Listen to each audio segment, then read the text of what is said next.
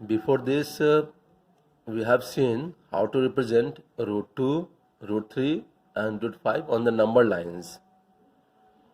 One more is left, root 7. So root 7, when you have to show on the number line, you have to go up to 2 and likewise you are going to draw. आज हम लोग देखने वाले हैं exercise 1.1 तो हो चुका, आज हम लोग एक्सरसाइज 1.2 देख रहे हैं. इसके बाद नेक्स्ट एक्सरसाइज पर ध्यान देंगे. एक्सरसाइज 1.2 में कुछ क्वेश्चंस दिए गए हैं कि कौन सा सही है कौन गलत है, और अगर सही है तो क्यों, गलत है तो क्यों. तो हम लोग स्टार्ट करते हैं आज एक्सरसाइज 1.2. क्वेश्चन नंबर 1, पहला नंबर 1 दिया हुआ है, every irrational number is a real number और नॉट. क्योंकि हमने डेफिनेशन बताया था, उसमें बताया था हम जो रियल नंबर्स होते हैं वो रैशनल नंबर और इरेशनल नंबर का कॉम्बिनेशन है, यानी रैशनल नंबर और इरेशनल नंबर मिल करके बनाते हैं रियल नंबर्स. तो नंबर चाहे वो रैशनल हो चाहे इरेशनल हो, दोनों नंबर ही रियल नंबर्स कहलाते हैं. इसीलिए इस क्वेश्चन का आंसर होना चाहिए yes. Every irrational number is a real number because a real number includes both rational and irrational numbers. Question number 2. Question number 1 part complete. Question number 2. Every point on the real number is of the form root m, where m is as an integer. अब अगर हम लोग m integer बोले तो integers में आते हैं negative वाले भी आते हैं, पॉजिटिव वाले आते हैं. तो हम लोग निगेटिव नंबर्स जो होते हैं इंटीजर्स, उसको नंबर लाइन पर रिप्रेजेंट नहीं करते हैं. हम लोग ड्रॉ करते हैं पॉजिटिव रैशनल नंबर्स को या इंटीजर्स को. इसलिए इस क्वेश्चन का आंसर नो होना चाहिए, because every point on the number line is of the form root m, where m is a positive integer होना चाहिए, केवल इंटीजर नहीं होना चाहिए. नंबर थर्ड वाले में इसमें भी है रियल नंबर्स में भी रैशनल और इरेशनल नंबर. तो जितने भी रियल नंबर्स हैं केवल रैशनल ही होंगे या केवल इरेशनल होंगे, यह कहना मूर्खता है. तो रियल नंबर्स रैशनल भी हो सकते हैं और इरेशनल हो सकते हैं. इसलिए इस क्वेश्चन का आंसर हमारा नो होना चाहिए. क्वेश्चन नंबर 2, इसमें कहा गया है कि जितने भी स्क्वायर रूट्स हैं, जितने भी पॉजिटिव इंटीजर्स के स्क्वायर रूट हैं, वो सारे इरेशनल होंगे. ये कहना गलत है, क्योंकि अगर हमने एग्जाम्पल्स लिया रूट 4, रूट 9, रूट 16, ये सारे रैशनल नंबर्स हैं. इसलिए रूट में दिए गए नंबर्स सारे इरेशनल्स होंगे, ये कहना गलत है. इसलिए ऐसे बहुत सारे we have several examples like these. अब हम लोग आते हैं कि नंबर को रिप्रेजेंट करना है, तो root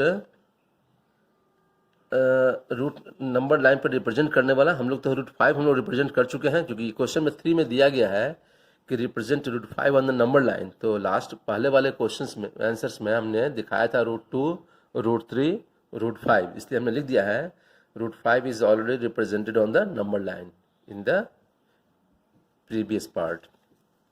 now here there is an activity, और यह एक्टिविटी अगर स्कूल खुला होता तो तुम लोगों को बताया जाता, कि दिखाया जाता कैसे बनाते हैं, और कभी कभी ये सब दिया जाता है प्रोजेक्ट वर्क में भी कि इसको बनाकर दिखाइए. तो स्क्वायर शीट जो पेपर्स आते हैं जो हमारा, उस पेपर पे इसको दिखाया जाता है कैसे बनाना चाहिए. इसको यूज़ करना है तो इसके लिए कंपास हमारा होना चाहिए, रूलर, स्केल होना चाहिए, पेंसिल होना चाहिए. इसको बनाने का तरीका क्या है एक बार देख लो, क्योंकि ये शेप जो बनेगा स्पायरल शेप बनता है. स्पायरल शेप जो बनते हैं वो इस ढंग का बनता है. ऐसे बनाने के बाद ये शेप ऐसा बनेगा, ऐसे ये शेप इस ढंग का स्पायरल शेप आ जाता है. तो इसका स्पायरल शेप बनाने के लिए बनाएंगे कैसे. सो व्हाट वी डू, यहाँ दिया हुआ है कि suppose a number line is drawn. Number line का नाम हमने दिया नहीं है, दिस नॉट गिवन. अब you may give any name. On this take a point O. अब ओ पॉइंट ये मान चलते हैं हम लोग कि वो रिप्रेजेंट करता है 0 यूनिट्स को, और इससे कुछ दूर लेंगे हम लोग P1, और ये मान के चलें कि ये हमारा 1 यूनिट है. हमने लिखा नहीं, यहाँ पर लिखते हैं 1 यूनिट, इसको मान लिया 1 यूनिट है। अब यहाँ क्या करते हैं, यहाँ से हम लोग एक परपेंडिकुलर ड्रॉ करते हैं। परपेंडिकुलर ड्रॉ करने के बाद इस परपेंडिकुलर डिस्टेंस पे O से P1 का डिस्टेंस हमने नाम दिया इसको P1। सो OP1 डिस्टेंस जो हमारा होना चाहिए, OP1 डिस्टेंस हमारा P1 से P2 होगा। ये डिस्टेंस OP1 कंपास कर लेंगे, कंपास का नीडल होगा यहाँ पे, पेंसिल होगा यहाँ पे, कंपास का नीडल होगा यहाँ पे, पेंसिल होगा यहाँ पे, फिर कंपास उठा लेना है और कंपास का नीडल रखेंगे P1 पे, इस पे रखेंगे और यहाँ से इसको कट करना है। जहाँ कट कर जाए तो ये डिस्टेंस और ये डिस्टेंस बराबर हो जाएगा और ये डिस्टेंस काटने के बाद इसका नेम देना है P2 और O से P2 को मिला देनी है। अब हमारा क्या हो जाएगा, OP1 इक्वल टू OP2। और हम लोगों ने देखा है कि जब √2 ड्रॉ करते हैं तो इसको 1 माने, इसको 1 माने, तो ये हो जाता है हमारा √2 यूनिट। ठीक है। अब क्या करते हैं कि इस पॉइंट पे P2 पॉइंट पर कंपास का नीडल होगा यहाँ पे और ये कंपास इस ढंग से घूम जाएगा। कंपास का साइज छोटा बड़ा करना है नहीं, फिर से कंपास यहाँ रखेंगे और यहाँ से कट करेंगे, फिर यहाँ रखना है, यहाँ कट करना है। यहाँ से कट करने पर ये 60 डिग्री और यहाँ से कट करने पर ये 120 डिग्री और इस दोनों से कट करके यहाँ बनाते हैं तो ये हो जाता है 90 डिग्री। यानी एक परपेंडिकुलर फिर बन गया, जो परपेंडिकुलर बना है P2 पर। इसको बढ़ाने के बाद फिर इस परपेंडिकुलर पे हम लोग OP1 के बराबर जो 1 यूनिट है इतना यूनिट काटते हैं, तो इस कंपास का नीडल होगा यहाँ पे और यहाँ से यहाँ कट कर देंगे। जहाँ कट किया उसका नाम दिया हमने P3 और P3 से O को मिलाएंगे। जितने भी परपेंडिकुलर्स हैं सबको O से मिला रहे हैं। तो ये जो बनेगा ये √2 का स्क्वायर प्लस 1 का स्क्वायर, ये 1 है, √2 स्क्वायर प्लस 1 स्क्वायर ये बन जाएगा √3 और ये प्रोसेस चलता रहेगा। ये प्रोसेस हम लोग आगे बढ़ाते रहेंगे, बढ़ाएंगे तो ये बन जाएगा √4। हमने लिखा नहीं तो √4 मान लो। ये √5 बनेगा, ये √6 बनेगा, √7 बनेगा और ये बढ़ता चल जाएगा √8। जब ये प्रोसेस कंटिन्यू करेंगे तो ये बढ़ते बढ़ते हम लोग को यहाँ बढ़ाना आगे है, इसीलिए पेज जब लेना है तो पेज थोड़ा बड़ा लेना है इसके लिए और पेज में बढ़ाते बढ़ाते ये घूमते हुए यहाँ पहुँच जाएगा। जब ये पूरा का पूरा यहाँ टच कर जाए तब इस छोड़ देना है। ये शेप स्पाइरल शेप हो गया। So this would be your home assignment also. I will give you letter. You have to do make a spiral shape and it may be said to be root over x मान लो या जो मान लो, है ना, where x is positive integer। जब ऐसा बनाओगे continuous बनाना है, √2 के बाद √3 आना चाहिए, फिर √4 आना चाहिए, √5 आना चाहिए, फिर √6 आना चाहिए, फिर √7 √8 ऐसे बनाओगे। बीच में डिसकंटिन्यू अगर हो गया तो गड़बड़ा गया। इसको करते करते हम लोग ले आएंगे यहाँ पर। हम लोग क्या करते हैं, नंबर लाइन पर रिप्रेजेंट करने पे यहाँ के बराबर यहाँ ड्रॉ करते थे, ऐसा हम लोग यहाँ ड्रॉ करते थे। इस बार ये ड्रॉ नहीं करनी है, बस परपेंडिकुलर बढ़ाते जाना है, बढ़ाते जाना है, बढ़ाते जाना है और इससे जो बनेगा हमारा वो एक स्पाइरल शेप बन जाएगा। तो हम लोग ने इसके पहले √3 बनाया था, तो √3 क्या किए थे हम लोग, यहाँ से यहाँ के बराबर यहाँ ड्रॉ किए थे, फिर यहाँ हमने ड्रॉ किया था 1। तो तुम चाहो तो यहाँ भी बना सकते हो। अब इसको √3 दिखाने के लिए क्या करेंगे कि यहाँ पे हमने ले लिया कंपास को और यहाँ रखेंगे हमारा पेंसिल को, P3 पे पेंसिल रखेंगे P3 पे, और अगर यहाँ से हम लोगों ने ड्रॉ कर दिया ऐसे तो जहाँ ये कट जाए दैट इज़ √3, और वैसे ही √5 जहाँ पे है वो अगर ड्रॉ किए तो यहाँ √5 हो जाएगा, वैसे √7 जहाँ कट जाए वो √7 हो जाएगा। इस ढंग से दिखाया जाता है नंबर लाइन पे, इस ढंग से भी दिखा सकते हैं, ठीक है ना। तो ये हमारा स्पाइरल शेप हो गया और बहुत अच्छा ये एक्टिविटी भी है, तुम्हारे बुक में दिया हुआ है। ये इस एक्सरसाइज का लास्ट क्वेश्चन है लेकिन बहुत इंपॉर्टेंट क्वेश्चन है, ठीक है। अब हम लोग आगे बढ़ेंगे। अब आते हैं एक्सरसाइज, क्योंकि ये लास्ट क्वेश्चन था ना हमारा। So we are coming to next exercise. This exercise is exercise 1.3। 1.2 is complete.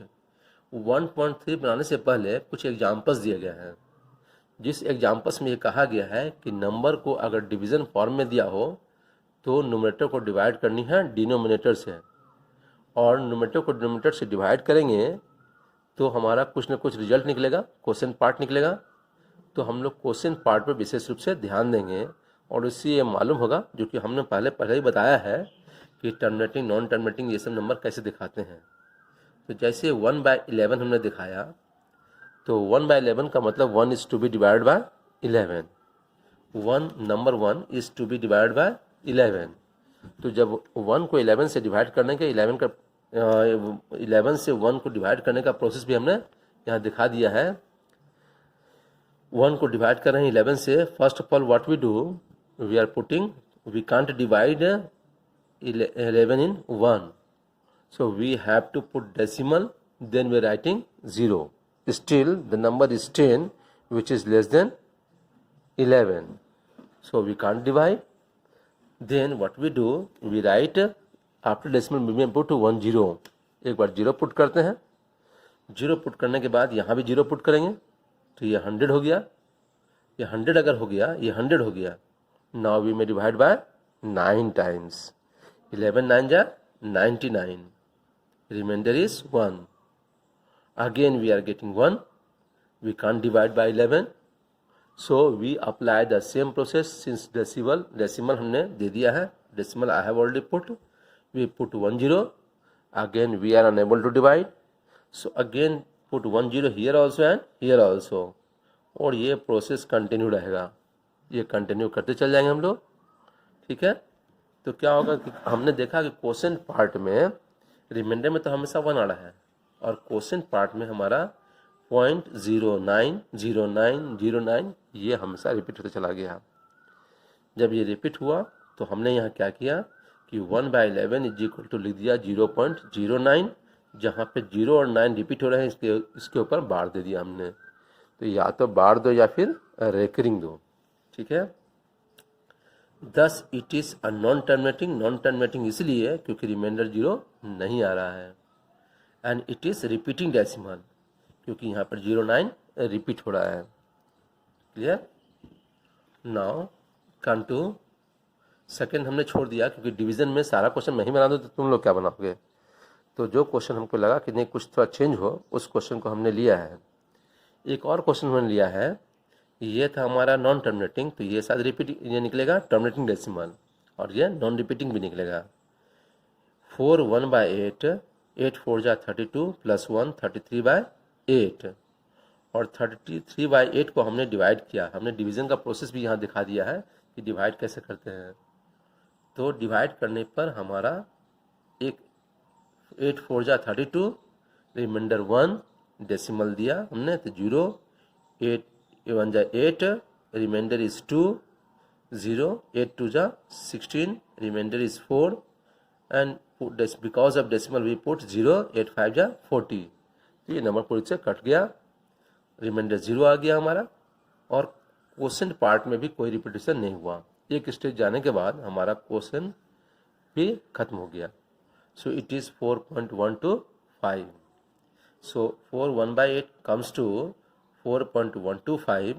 This it is a terminating decimal क्योंकि रिमाइंडर 0, एंड नॉन रिपीटिंग क्योंकि इसमें कोई डिजिट रिपीट नहीं हुआ।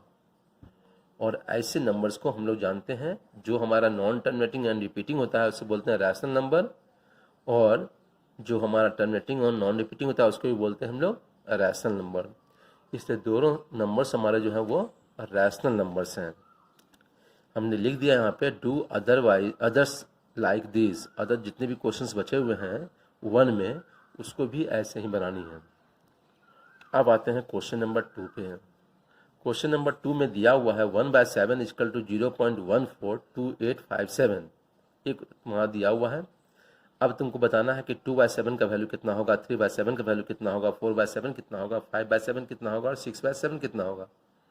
तो 2/7 के लिए सिंपल सा 2/7 का मतलब 2 × 1/7, 2 × 1/7 का मतलब 1/7 का वैल्यू पुट कर दिया हमने जो क्वेश्चन में दिया हुआ है, और तब 2 से मल्टीप्लाई करते हैं। 2 7 जा 14, 2 5 जा 10 प्लस 1 11, 2 8 जा 16 प्लस 1 17, 2 2 जा 4 प्लस 1 5, 2 4 जा 8, और 2 1 जा 2। तो हमारा आंसर हो गया 0.285714 इस पूरे पे बार। और यही प्रोसेस कंटिन्यू होगा 3/7 में भी, 4/7 में भी, 5/7 में भी और 6/7 में भी। तो सब में रिजल्ट हमारा इस ढंग से आता है ना। केवल क्या करना है, क्वेश्चन ये जो हमारा जो बार दिया हुआ है उसके अंदर जो भी डिजिट्स हैं उसके लास्ट से स्टार्ट करते हैं। जब 2/7 निकालना हो तो 2 से मल्टीप्लाई करेंगे लास्ट से, 3/7 निकालना हो तो 3 से मल्टीप्लाई करेंगे, 4/7 निकालना हो तो 4 से मल्टीप्लाई करेंगे, और ये प्रोसेस हमारा कंटिन्यू रहेगा। तो हमारा 1/7, 2/7, 3/7, 4/7, 5/7 और 6/7 सारे के वैल्यूज़ मालूम हो जाते हैं।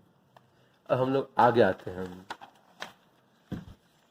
क्वेश्चन नंबर 3 हमारा है। क्वेश्चन नंबर 3 में सेम एक्सरसाइज। क्वेश्चन नंबर 3 में 0.47 और 7 पे केवल बार है, यानी केवल 7 को रिपीट होना है। तो हमने इस गिवन नंबर को x मान लिया, x इज इक्वल टू 0.47, 7 के ऊपर बार, और 7 का बार मतलब 7 रिपीट होगा। तो हमने केवल एक बार इसको रिपीट किया है और फिर डॉट डॉट डॉट दे दिया, इसको 1 मान लिया।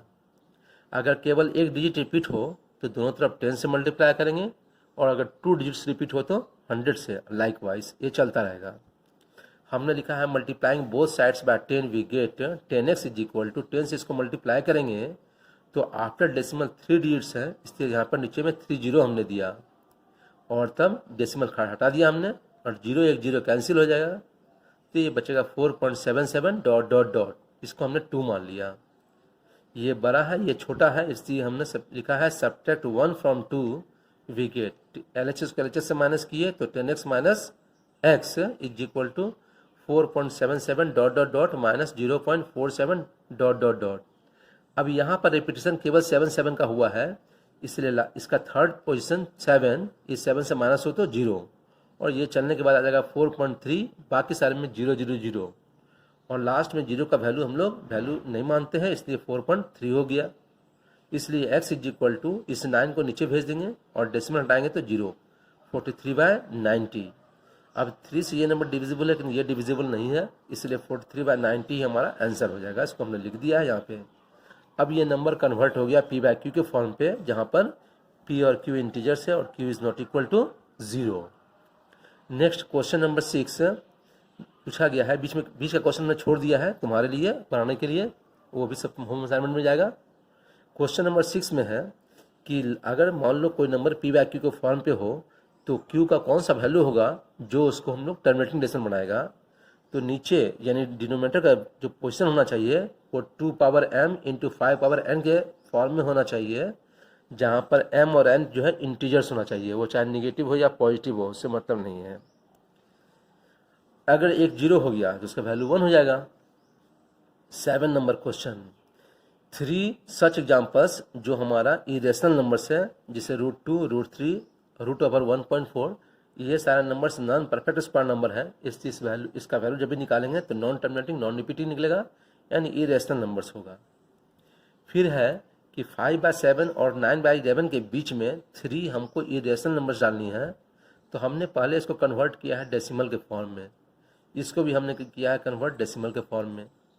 अब देखना यह है कि 5/7 और 9/11 के बीच में 3 इरेशनल नंबर्स देनी है, तो निश्चित है कि 71 के बाद 72, 73, 74 ये सब आते जाएगा, तब तो पहुंचेंगे 81 पे। तो हमने स्टार्ट किया 72 पे, उसके बाद अपने मन से 02 लिखा, 002, 0002, हर एक बार 0 बढ़ता चला गया, और इसका मतलब कहीं रिपीटेशन नहीं हुआ और ना ही ये टर्मिनेटिंग डेसिमल है, यानी कि रिमाइंडर 0 कभी नहीं आया। तो ऐसे नंबर इरेशनल नंबर कराते हैं, इसलिए एक बार 72, एक बार 73, एक बार 74 का सीरीज लेकर हमने चला, तो ये तीनों नंबर हो गए non terminating and non repeating, यानी इरेशनल नंबर्स हो गए। क्वेश्चन नंबर 9 में कुछ क्वेश्चन का पार्ट्स दिया हुआ है, जिसमें पहला हमने लिया है √23 है।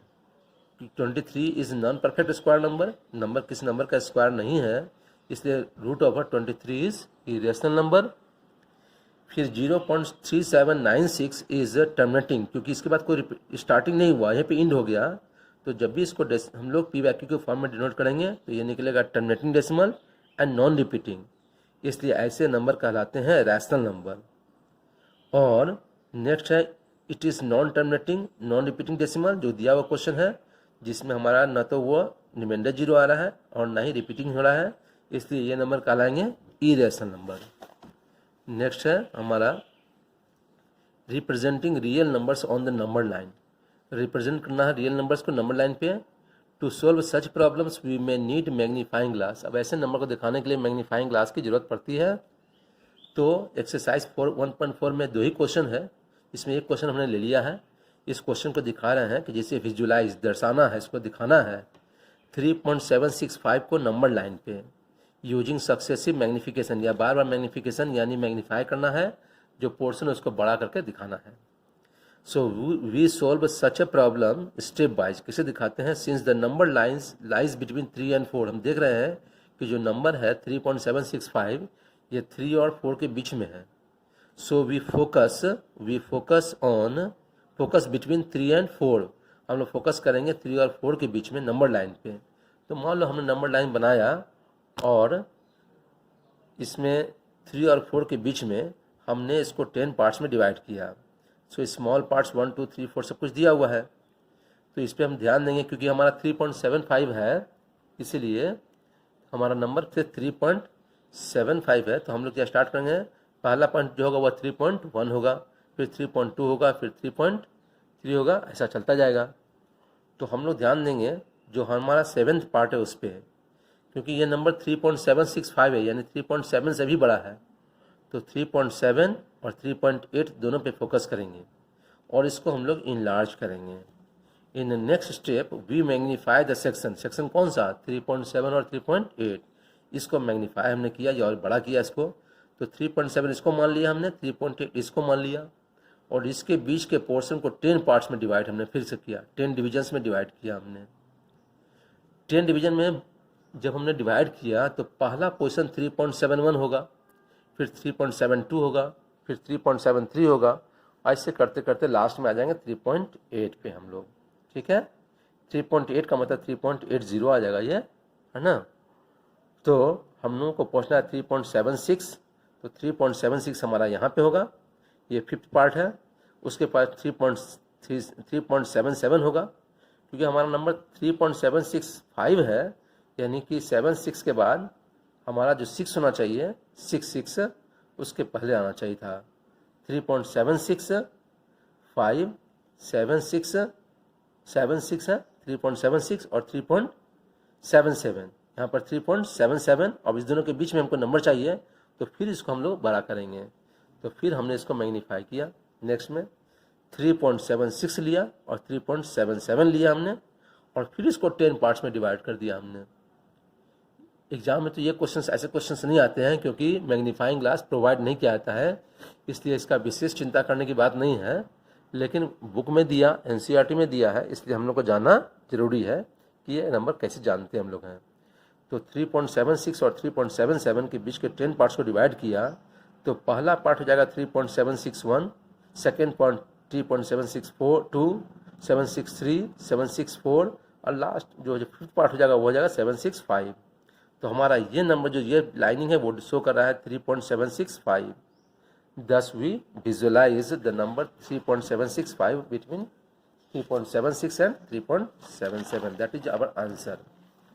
अब एक क्वेश्चन जो बहुत इंपॉर्टेंट है वो है represent root x on the number real number line. Geometrically का मतलब कंपास, ये सबको यूज करना है। इसको कैसे डिनोट करते हैं ये देखते हैं हम लोग हैं।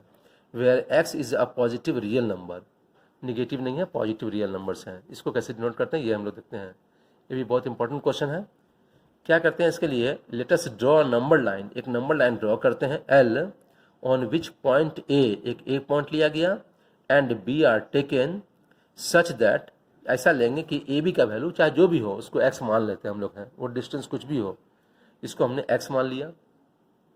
और एक पॉइंट आगे लेंगे C, जिससे कि B C is equal to 1 unit हो। अब 1 यूनिट कुछ भी हो सकता है, उसको हम लोग 1 यूनिट मान लिया हम लोगों ने। So such that B C is equal to 1 unit, therefore A C, अगर ए से सी तक आते हैं हम लोग हैं तो A C is equal to X plus 1, यहाँ से यहाँ तक x plus 1, X plus 1 units हो गया। अब ए सी को डायमीटर मानते हुए as diameter draw its perpendicular bisector, इसका परपेंडिकुलर बाइसेक्टर के लिए कंपास पर रखेंगे और मोर देन हाफ लेंगे। ए पर रखेंगे तो मोर देन हाफ रख के ऊपर काटेंगे और नीचे काटेंगे, इधर से भी सी से भी ऊपर काटेंगे और नीचे काटेंगे और दोनों को मिला देंगे। तो किसी पॉइंट से गुजरते जाएगा, जिस पॉइंट से गुजरे उस पॉइंट को ओ मान लेते हैं। So taking A C as diameter, draw its perpendicular bisector which passes through let O से पास किया, इसलिए ये डायमीटर माना हमने, इसलिए ओ ए और ओ सी डिस्टेंस बराबर हो गया।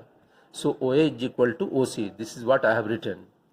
Now draw perpendicular at B, इस बी पे परपेंडिकुलर ड्रॉ करेंगे which meets the semi arc. Semi arc बनाएंगे कैसे कि ओ को सेंटर मानते हैं, ओ ए को रेडियस मानते हैं, और एक सर हम लोग सेमी आर्क बनाते हैं। सर्कल बनाने जा रहे हैं, लेकिन सर्कल बनाना नहीं है, केवल सेमी सर्कल बना के छोड़ देंगे हम लोग।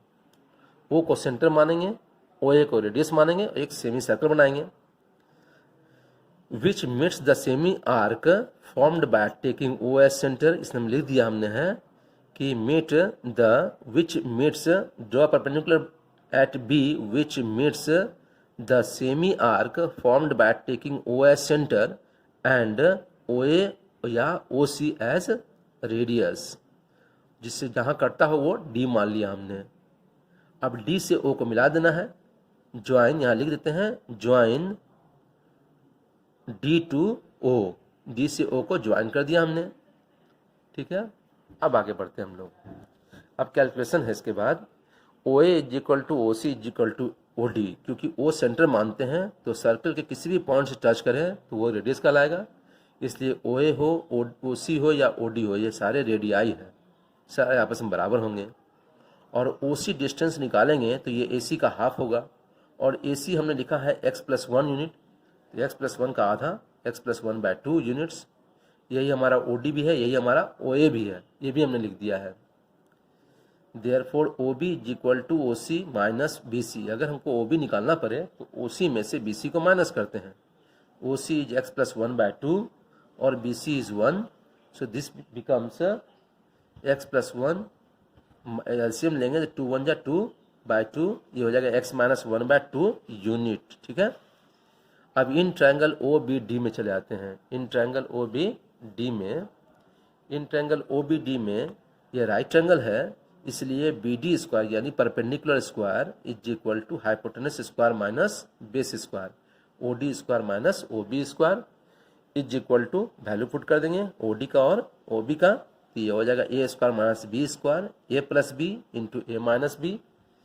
ए प्लस बी में अगर एलसीएम लेते हैं तो हमारा 1 और 1 कैंसिल, ये 2x बाई 2, और ये हो जाएगा, इसमें हो जाएगा माइनस माइनस प्लस, तो x x कैंसिल, 2 बाई 2 मतलब 1, तो ये कैंसिल होकर रूट x आ गया। यानी हमारा क्या हो गया कि बी डी हमारा रूट x शो कर रहा है, बी डी हमारा रूट x शो कर रहा है। Now taking B as centre and B D as radius, draw an arc, एक आर्क ड्रॉ करते हैं, यानी बी पर कंपास का नीडल होगा और पेंसिल होगा डी पे, और फिर इसको आगे बढ़ा देंगे तो कहीं ना कहीं नंबर लाइन से मिल जाएगा, जहाँ मिल जाए उसको ई मानते हैं। So B D as radius draw an arc which meets the line let at E पे, मान लिया कि ई पे मिल जाता है, इसीलिए हमारा B D is equal to B, क्योंकि एक और दूसरा सर्कल तैयार हो रहा है, इसलिए फिर से रेडियाई आपस में इक्वल होगा, इसलिए B D is equal to B E is equal to root X. इसका मतलब है this E represents root X, that is root X is represented on the number line. इसका मतलब रूट एक्स जो है नंबर लाइन पे represent कर रहा है। और इस तरह से इस चैप्टर का मैक्सिमम पार्ट्स हमने कंप्लीट कर दिया है। अब थोड़ा बहुत बचा हुआ है, वो रेशनलाइजिंग द डिनोमिनेटर, ये सब बचा हुआ है, उसको भी हम नेक्स्ट क्लास में ख़त्म कर देंगे, और उसके बाद हो सके तो नया फिर एक्सरसाइज चैप्टर शुरू करेंगे। लेकिन होम असाइनमेंट देना ज़रूरी है, तो नेक्स्ट क्लास में होम असाइनमेंट आपको ज़्यादा मिल जाएगा। ठीक है, okay, all the best to all of you.